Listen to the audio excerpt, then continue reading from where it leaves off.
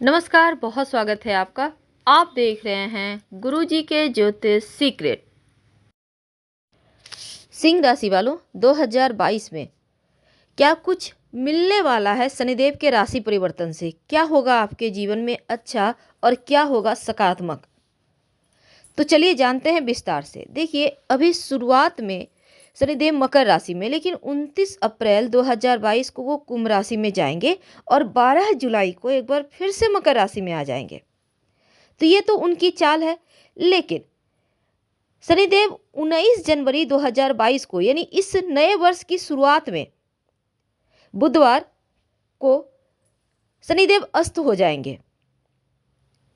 अब मकर राशि में ही वो अस्त होंगे और 21 फरवरी सोमवार शाम 7:51 पर वो अपना ग्रह का गोचर करने का समय जो होता है ना, ठीक इसी समय शनि ग्रह का गोचर होता है। ऐसी अवस्था होती है जब सूर्य के समीप आ जाता है, तो ऐसे में शनि पूर्ण रूप से सूर्य के अधिकार क्षेत्र में होता है, इसलिए सूर्य के प्रकाश में व्यस्त हो जाता है। तो ऐसे में इस समय को हम शनि का अस्त होना कहते हैं और ये 21 फरवरी को शनिदेव का अस्त काल का जो अंत काल होगा। तो वैदिक ज्योतिष में शनिदेव सबसे मंद गति से चलने वाले ग्रह है, जो कि जीवन में बहुत सारे बदलाव भी लाते हैं। तो जब शनिदेव अस्त होंगे तो 21 फरवरी को वो उदय भी होंगे। लेकिन शनिदेव जो हैं न्यायप्रिय ग्रह हैं और ऐसे में नुकसान भी सबसे ज़्यादा देते हैं तो लाभ भी सबसे ज़्यादा वही देते हैं। व्यक्ति को अचानक से राजा बना देते हैं और कभी कभी अगर परेशान करने पर आ जाए या कुंडली में गलत जगह बैठ जाए तो एकदम से धरातल पर ला देते हैं। कहा जाता है कि सकारात्मक और नकारात्मक प्रभावों से अवगत कोई कराता है ग्रह तो वो शनि है।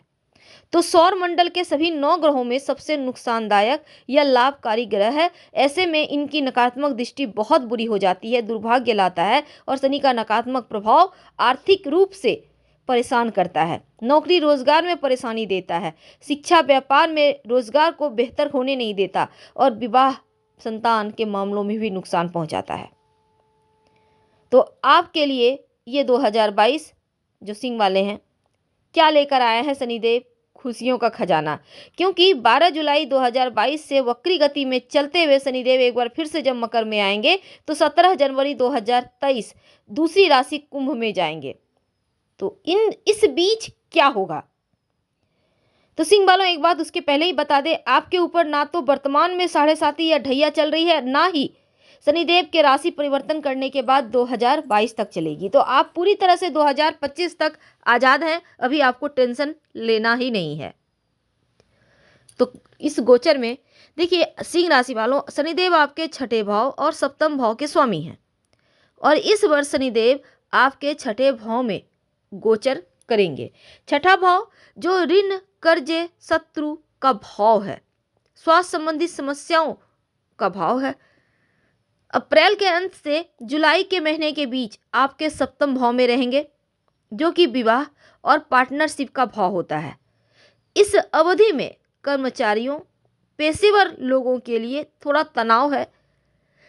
तो इन चीज़ों को अगर हम छोड़ दें तो आप अपनी स्थिति को सुरक्षित रखने के लिए, भविष्य में आगे बढ़ने के लिए आपको पॉजिटिव सोच के साथ रहना होगा। थोड़ा सा समय है जो कठिन है, जो व्यापारी हैं कुछ प्रतियोगिता होगी, कॉम्पिटिटर हो जाएंगे, जो चुनौतियां आपको फेस करनी होगी। तो इसके परिणाम स्वरूप आप अपनी प्रतियोगियों पर जीत हासिल करने के लिए एक रणनीति पहले से बनाकर रखें। स्वास्थ्य की बात करें, खासकर जो लोग 50+ हैं, उनको अपने पुराने स्वास्थ्य संबंधी समस्याओं को लेकर थोड़ा सा सावधान रहने की आवश्यकता होगी। अगर आप जैसे हाई ब्लड प्रेशर, मधुमेह, शुगर जिसको कहते हैं, इन चीज़ों समस्याओं से परेशान हैं तो थोड़ा ध्यान रखिएगा और थोड़ा सा अपने स्वास्थ्य का ख्याल रखें। तो स्वास्थ्य के ही भाव में है तो थोड़ा स्वास्थ्य में परेशानी दे रहे हैं, लेकिन वैवाहिक जीवन में उथल पुथल मचाएंगे। ऐसे में जीवन साथी के प्रति थोड़ा सा अपना स्वभाव में नरमी लाएं, जीवन साथी की भावनाओं को समझें और उनके दृष्टिकोण को भी समझें, तभी आपका रिश्ता चल पाएगा। क्या करें कि सब कुछ अच्छा हो जाए? देखिए, सबसे पहली बात तो आपको हरा यानी green colour, dark green colour का कपड़ा, आप रुमाल भी पास में रख सकते हैं। कोशिश करें कि डार्क ग्रीन, जिसको हम कजली हरा कहते हैं, शनिवार के दिन पहनिए, ठीक है। बाकी दिनों में आप पहन सकते हैं जो कपड़े पहनना है। और लाल रंग इस समय कम पहनिएगा, क्योंकि वैवाहिक जीवन में थोड़ा टेंशन है, तो रिश्तों को संभालना ज़्यादा ज़रूरी है। पर दूसरी तरफ अगर हम बात करें तो जो शनिदेव हैं वो सबसे धीमी चाल चलते हैं और एक राशि से दूसरी राशि में जाने में 2.5 साल लगाते हैं। वैदिक ज्योतिष में इनको ठंडा ग्रह कहा जाता है, पर शुष्क ग्रह, ठंडा ग्रह होने के बाद भी जीवन में सबसे ज़्यादा प्रभाव इन्हीं की वजह से आता है, सबसे ज़्यादा जीवन को प्रभावित करते हैं। तो सर शुरुआत में आपके छठे भाव में है, तो छठा भाव, और फिर आपके जनवरी 2023 तक भी छठे भाव में ही रहेंगे। बीच के अगर हम छोड़ दें 2.5 महीने, तो 29 अप्रैल से 12 जुलाई तक, तो कानूनी फैसले वगैरह कुछ हैं वो आपके हिस्से आएंगे। और इस समय प्रतियोगिता परीक्षा की तैयारी कर रहे हैं तो मेहनत का फल मिलेगा पॉजिटिव। और विवाहित हैं तो आपके जीवन साथी से छोटी छोटी बातों को लेकर टेंशन ना हो जाए, इसका ध्यान रखिएगा। एक दूसरे को समझिए, एक दूसरे को समर्थन कीजिए, नहीं तो महसूस होगा कि आप लोगों के बीच बहुत सारी खाइयाँ हो गई हैं, बहुत दूरियां आ रही हैं और वो संभल नहीं पा रहा। तो ऐसा नौबत आने ही ना दें। अगर पार्टनरशिप में कोई काम करते हैं तो कोई भी फैसला सोच समझकर सटीक सुझाव से लें तो उत्तम है। और पूर्णतया ईमानदारी से सब कुछ, जितने भी हिसाब हैं आपके, उसको एकदम से लिखा पढ़ी के साथ रखें। अगर आप अविवाहित हैं तो भाग्य का साथ मिलेगा। जुलाई के महीने में शनिदेव आपके वापस जब छठे भाव में गोचर करेंगे 12 जुलाई के बाद, तब थोड़ा सा स्वास्थ्य का ध्यान रखिएगा। कोई पुरानी बीमारी परेशान कर सकती है, इसलिए थोड़ा ख्याल रखना है। जो विद्यार्थी हैं, कानूनी मामलों की पढ़ाई कर रहे हैं या किसी पेशे में हैं कानून से जुड़े, उनके लिए ज़्यादा अच्छा वक्त है।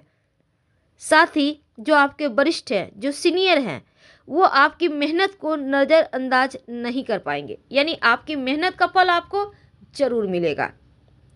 क्या करें कि सब कुछ अच्छा हो जाए? देखिए, कुत्ते को शाम में दूध रोटी खिला सकते हैं, खासकर शनिवार के दिन। किसी एक पात्र का व्यवस्था कर ले और कहीं बाहर में साइड में रखें, उसी में आप दिया करें। और कुत्ता अगर खा ले तो बहुत अच्छी बात। अगर ज़्यादा टेंशन हो तो अपने ऊपर से 3 बार उतार लीजिएगा इसको, फिर दे दीजिएगा कुत्ते को खाने। तो चंद्र जब जन्म चंद्र से जब गोचर का शनि चौथे 8वें भाव में गोचर करता है, तब ढैया शुरू होती है। और आपके लिए अभी ढैया का कहीं कोई नहीं है, इसलिए आप बेहतर तरीके से अभी सो भी सकते हैं, जीवन को संवार भी सकते हैं। तो आपके लिए 2022 में शनिदेव की चाल बुरी नहीं है। हम आपसे फिर मिलेंगे, फिलहाल विदा लेते हैं। हर हर महादेव। लेकिन हाँ, जानकारी अच्छी लगे तब लाइक कर सब्सक्राइब करना मत भूलिएगा और आपके कमेंट्स का भी इंतजार रहेगा। धन्यवाद।